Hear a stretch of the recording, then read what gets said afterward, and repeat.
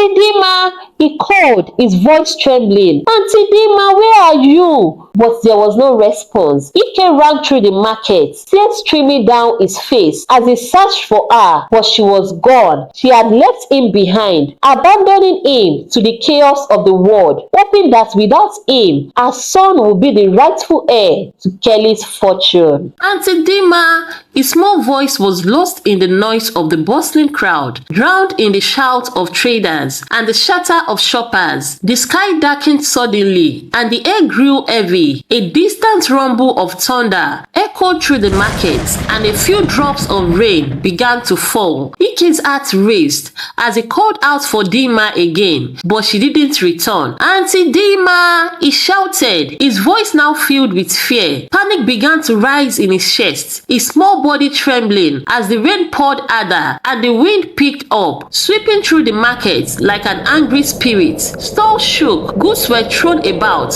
and people rushed to pack their things. Thunder cracked loudly overhead, making Ike flinched, his eyes wide with terror. He didn't know where to go or what to do. Tears mixed with the rain that ran down his face as he began to run, desperately searching for Dima, as she was nowhere to be found. Ike! Auntie Dima, it's Ike! Where are you? Ike shouted at strangers, but everyone was too busy trying to protect themselves from the storm. No one paid attention to the small boy running alone, drenched from head to toe. As the storm raged on, the rain came down harder, turning the market into a chaotic sea of water and mud. Stores collapsed under the weight of the wind, and the ground quickly became flooded. The wind howled like a beast, tearing through the streets, and overturning cart traders abandoned their goods, running for shelter as lightning lit up the darkened sky, followed by the terrifying roar of thunder. Ike's tiny heart pounded as he ran aimlessly, the storm engulfing him. His small feet slipped on the slick pavement, and he stumbled, falling face first into a puddle. Mud splattered his clothes, and the cold water soaked through his skin. For a moment, he lay there, trembling and confused, as the world around him seemed to fall apart.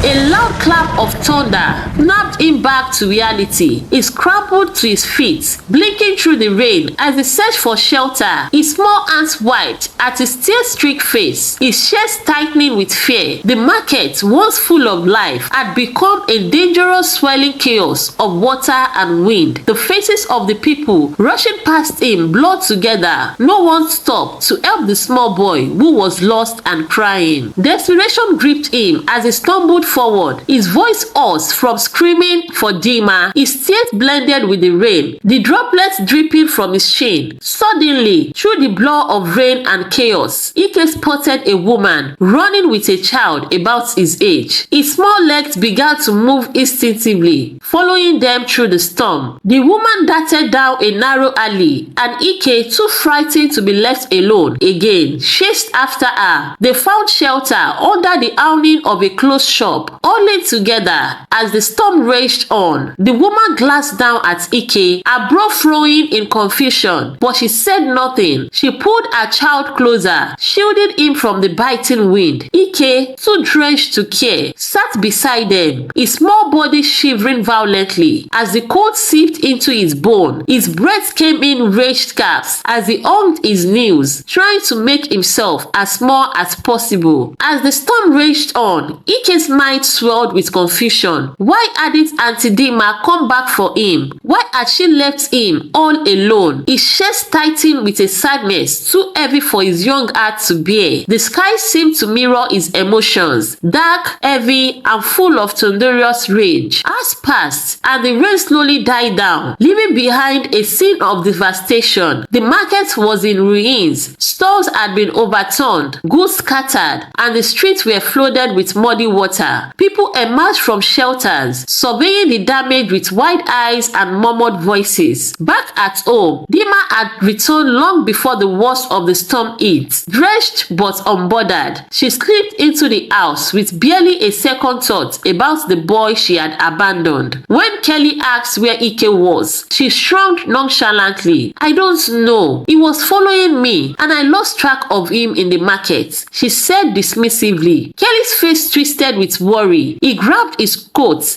and rushed out into the pouring rain, heading back to the market to search for his son. When he arrived, the destruction was worse than he had imagined. Flooded streets, broken stalls, and whispers among the crowd about the missing people swept away by the storm. His heart clenched as he searched the wreckage, scanning the faces of the survivors, but there was no sign of Ike. The news spread quickly. Several people were missing, and bodies had already been pulled from the flooded streets. Kelly's breath itched as he searched desperately for his boy, but after hours of searching, he returned home, empty-handed. Dima was sitting at the table, sipping tea, when Kelly walked through the door. Soaked and exhausted, she glanced at him, her lips coughing into a cold smile. Maybe he's happy now with his mom. Kelly's jaw clenched and he turned away from her, not wanting to believe the unthinkable. Meanwhile, back at the market, Ike had fallen into a restless sleep under the small awning, his body shivering from the cold. The storm had left the market in ruins. Broken stalls, shattered goods, and piles of debris scattered the streets. But the biggest loss of all was Ike's disappearance.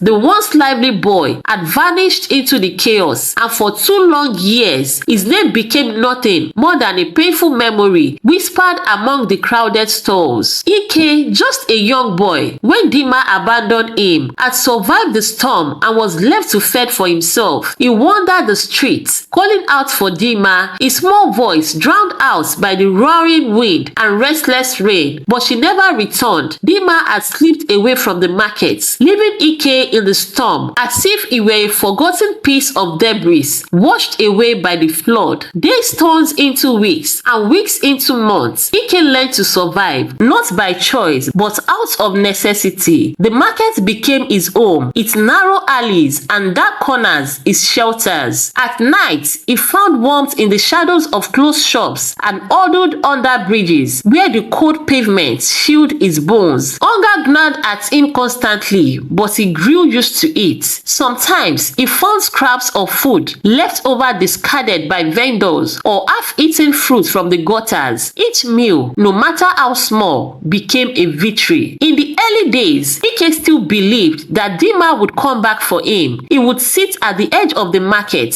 scanning the faces of strangers, hoping to see her among them. But as time passed, that hope faded. The once colorful and lively market became a prison of loneliness and despair. Ike's heart, once full of innocence, hardened as he realized no one was coming for him. The vendors began to recognize the small boy with haunted eyes who roamed their stalls. Some pitied him, offering food when they could, while others turned a blind eye, unwilling to help the street boy who had become invisible in the market chaos. Where are your parents, you homeless child? Go back. Don't be unfortunate. Some will say Ike became just another nameless face among the poor and forgotten. By the time Ike was a bit older, he had become part of the market landscape. He carried heavy baskets for shoppers, wiped down tables at small food stores, and washed dishes in exchange for a meal. It was hard, grueling work for someone so young, but it was the only way to survive. He became a potter, working from sunrise to sunset, his small frame burdened by the weight of baskets and his growing sorrow. One afternoon, after a long day of carrying goods through the crowded market, Ike sat down to count the few coins he had earned. His heart swelled with a brief sense of pride. He had worked hard and finally had enough money to buy a warm meal. But as he counted the coins in his trembling hands, a group of older boys approached him, their eyes filled with envy and malice. "Where did you get all that money, thief?" one of the boys sneered. Stepping closer to Ike, "I earned it.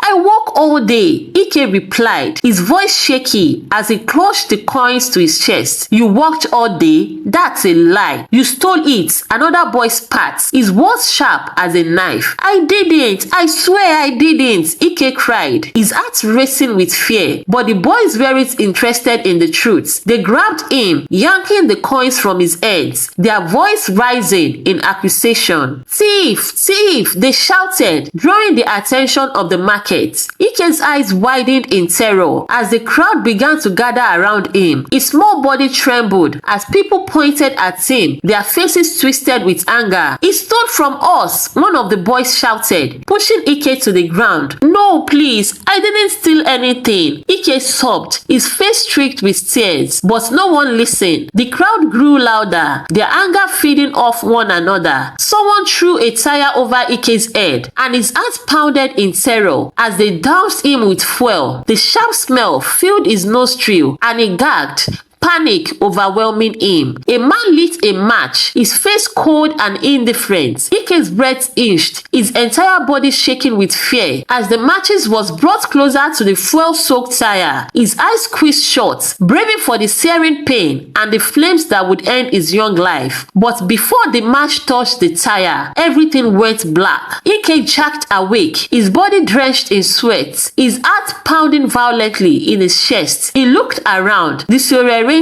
the vision of fire and death still fresh in his mind. It had been a nightmare, a horrible, vivid nightmare. But as he lay there under the bridge, surrounded by other sleeping street children, Ike knew deep down that it hadn't just been a dream. It was a warning, a glimpse into the dark future that awaited him if he didn't leave. Tears welled in his eyes as he wiped the sweat from his forehead, his breath coming in a shallow gasp. He couldn't stay there. He couldn't wait for the nightmare to become real. Ike stood up quietly, grabbing his one flip-flops and holding them in his hands to avoid waking the others. His small body shook as he tiptoed out from the under bridge, the cool night air biting at his skin. He glanced around, his heart heavy with fear and sadness, and then he started to run. The street was empty and silent, the only sound being the soft slap of his bare feet against the pavement. He didn't know where he was running to, but he knew he had to keep running. He had to escape. The weight of the past years bore down on his fragile shoulders, but Ike ran through the darkness, carrying with him the faint, desperate hope that somewhere, somehow, things might get better. The street was quiet and dark, with only the distant hum of city life echoing through the alleys. Ike's feet ached as he walked slowly, trying to make sense of everything. The market had been his world for years, a place of constant struggle, but it was all he knew. After what felt like forever, he found a corner beneath an abandoned building where he could finally rest, his body shivering, his eyelids grew heavy. He curled up into a ball, resting his head against the cold wall. Exhausted, sleep began to take over. Just as he was drifting off, a noise startled him awake. "Hey, look what we have here," a harsh voice sneered. Ike's heart sank. He slowly turned his head to a group of boys about his age, but they looked tougher. They stood over him, their faces hard and their eyes cold. Ike's stomach twisted in fear. The scene felt too familiar, like something from his worst nightmares. "Get up, rats!" The toilet-one yelled, grabbing Ike by the collar and pulling him to his feet. "Hand over whatever money you've got. We know you made some at the market today." Ike's heart raced, remembering the terrifying dream he had of a mob calling him a thief and threatening his life. Was it happening for real? "I don't have anything," Ike whispered, his voice trembling with fear. The boys circled him like wolves. "Liar! We saw you walking. Now, hand over your money or you will regret it." Ike's mind raced and his body shook, but then something strange happened. He remembered the dream, the fire, the tire, and the feeling of helplessness, and he realized he had to act. He couldn't let the nightmare become real. Out of nowhere, Ike started to laugh. It wasn't a normal laugh, but a loud, almost crazy laugh that echoed off the alley walls. The boys froze, staring at him in confusion. Ike crushed his stomach, bending over as if he couldn't control his laughter. "You think I'm a rat?" he shouted between jingles. "I'm not a rat. I'm a lion." His eyes widened as he began barking loudly like a dog, startling the boys. Then he started growling like a lion, a deep, fierce sound that seemed to come from deep within him. The boys stepped back, their faces full of confusion and fear. Ike's laughter grew louder as he paced back and forth, shaking as he barked and growled and even meowed like a cat. What's wrong with him?" one of the boys whispered, backing away. quickly. I don't know, the leader muttered, his voice uncertain. Maybe he's mad. Ike's growling turned into a roar as he lunged forward, acting like a lion ready to attack. Get out of here before I devour you, he shouted, his voice booming through the alley. The boys didn't wait to see if he was serious. They turned and ran, their footsteps echoing in the night as they disappeared down the street. Ike watched them go, his heart still racing. He couldn't believe it. He had scared them off. Breathing heavily, Ike knew one thing for sure. He had to leave the place. His dream had been a warning, and if he stayed, the nightmare would only continue. A strange feeling inside told him to run, to leave before it was too late. He grabbed his flip-flops, slipped them on, and ran. He didn't know where he was going, but he knew he couldn't stay. The night was cold and harsh, but Ike kept running. He ran through the narrow streets, past abandoned stores and the flickering lights of street vendors who were still open. His stomach growled, reminding him of his hunger, but he kept moving. After what felt like hours, Ike slowed down. His legs were aching and he was too tired to keep going. As he walked through a quieter part of the city, he spotted something, a half-eaten sandwich lying near a trash bin. His stomach twisted with hunger, and without thinking, he rushed towards the food. He bent down, reaching for the sandwich, but just as he was about to bite it, he noticed something. A wallet had fallen out of a man's pocket as he got into his car nearby. The man was about to drive away. Ike hesitated,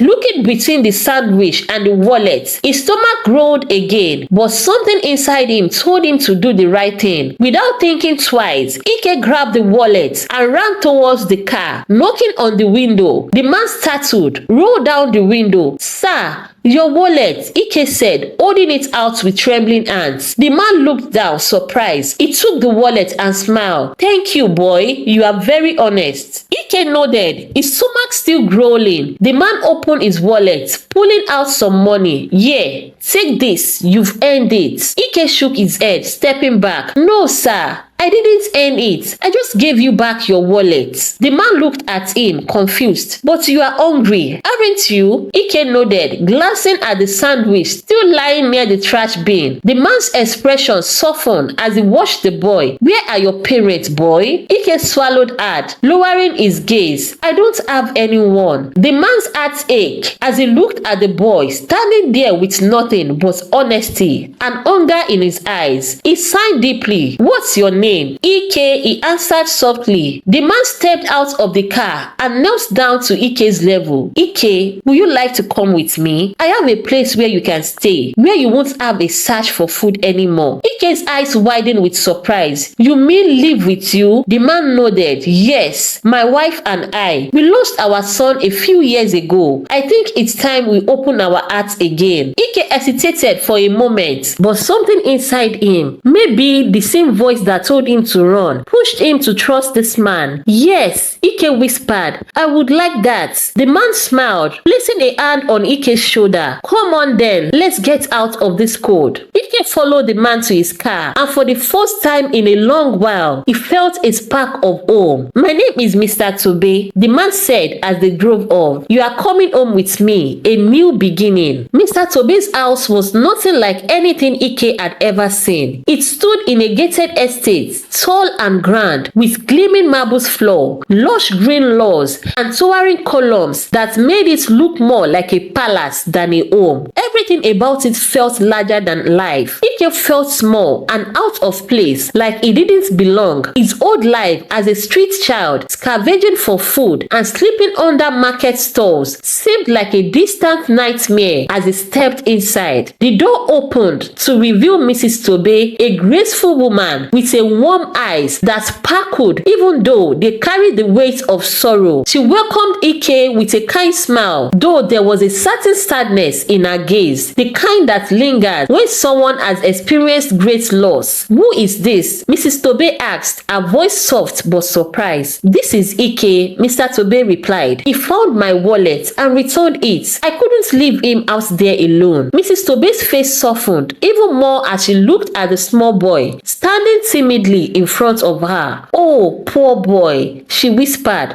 "Come inside, dear. You must be starving." Ike had never been inside a house so beautiful. The floors gleamed like polished glass, and the paintings on the walls seemed to tell stories. He could smell something delicious coming from the kitchen, a smell that made his stomach twist painfully with hunger. Mrs. Tobe led him to the bedroom to clean up, and then to the dining room, where a long table was set with more food than Ike had seen in years. Dishes filled with rice, plantain, grilled fish, and bowls of colorful vegetables. His eyes widened at the sight, but he hesitated, feeling out of place at such a table. "Go ahead, Ike," Mrs. Tobe encouraged gently. "Eat as much as you like." Ike sat down carefully, as though he might break something just by being there. He picked up a fork and began to eat slowly at first, but once the first taste hit his tongue, he couldn't stop. He devoured the food with the kind of hunger that comes from years of not knowing when the next meal might come. As Ike ate, Mrs. Tobe sat across him, watching him with a motherly expression. She and Mr. Tobe had lost their only son a few years ago in a tragic accident, and the pain of that loss still lingered in the house. Their son's room had remained untouched, his toys neatly arranged on the shelves, his bed made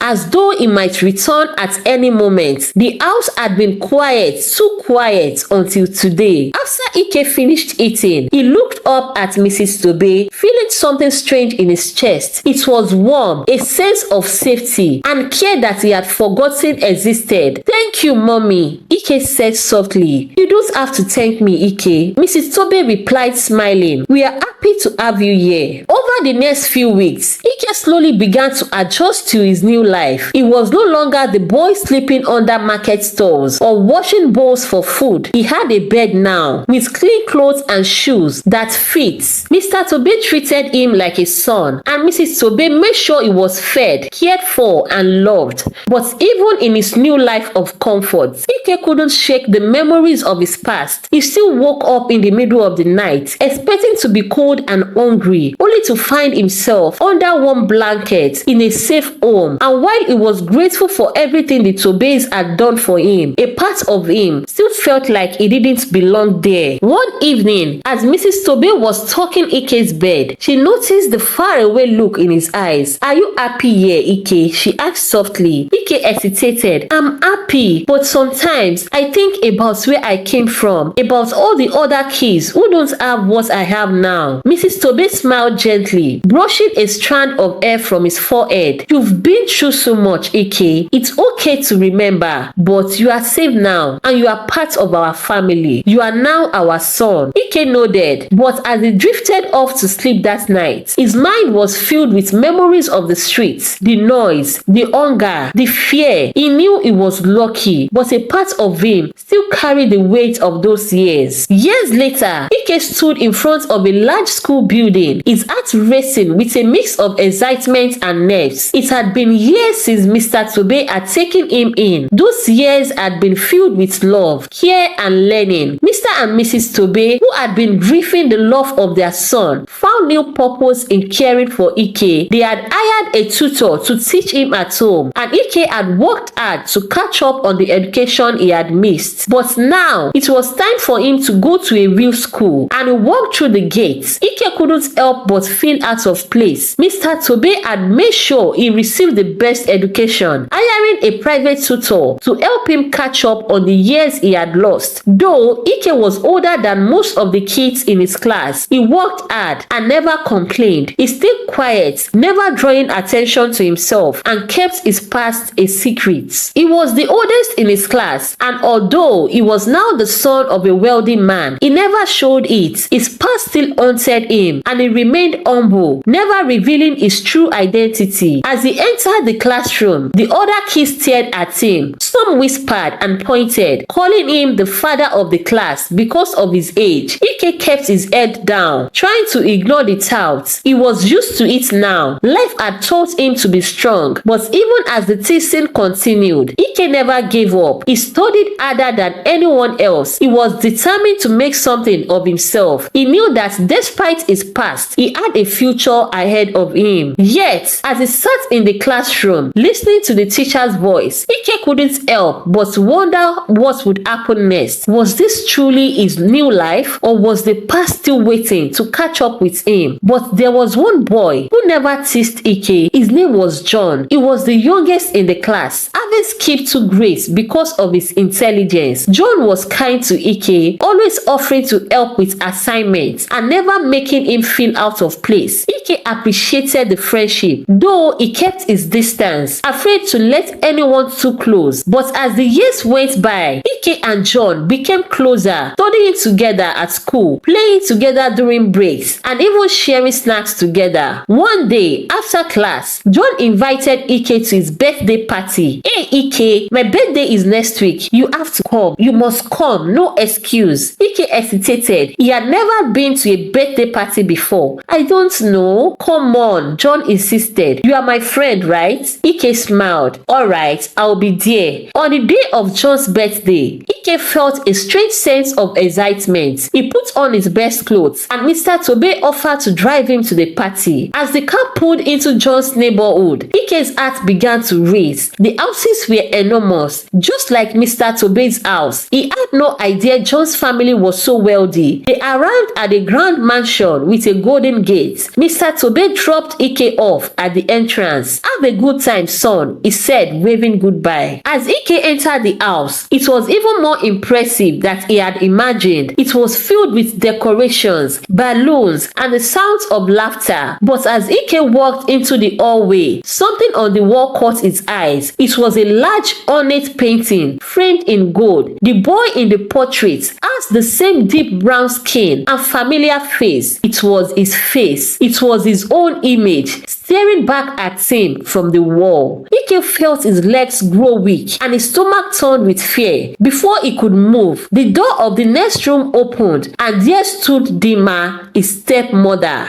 the same woman who had abandoned him years ago in the market. Her eyes widened and for a moment the world seemed to freeze. Both of them stood there, stunned, as the weight of the past came crashing down on them like a tidal wave. My beautiful people, to find out how this story unfolds, don't forget to like, subscribe, and tell us in the comment section if you want Ike to revenge or move on. Let us know where you are also watching from, and stay tuned for more interesting stories on the African Tales. I will see you in another story. Till then, bye for now.